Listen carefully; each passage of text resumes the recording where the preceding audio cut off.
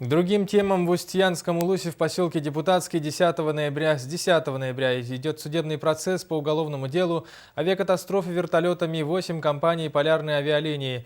Напомним, ужасная трагедия случилась в июле прошлого года в Устьянском Улусе. Крушение унесло жизни 24 пассажиров, 11 из них были дети. В зале судебного заседания журналистам запретили делать видео и фотосъемки, рассказывает Туяра Семенова. В поселке Депутатский проходит суд по делу авиакатастрофы вертолета Ми-8. Семьи и родственники потерпевших ждали этого дня больше года. Заседание суда проходит в зале районного суда Устьянского района.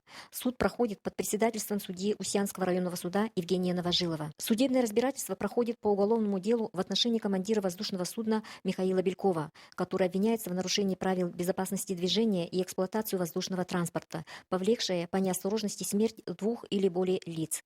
Вот что говорят родственники пострадавших семей. По делу обвиняется один командир воздушного судна.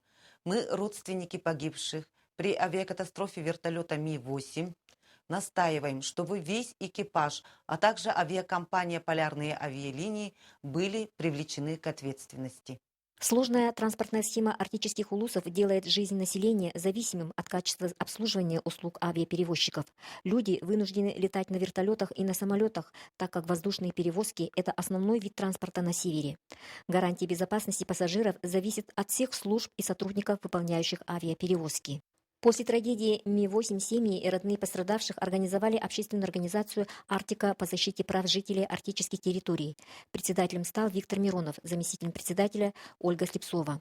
Общественная организация «Арктика» проводит огромную работу по поддержке семьям пострадавших в трагедии Ми-8 в Устьянском Улусе. Что мы ждем от суда? Честного, объективного решения.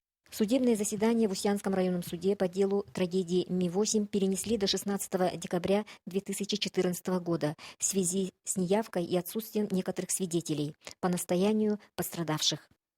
Туяра Семенова, Тимур Слепцов, НВК «Саха», поселок Депутатский.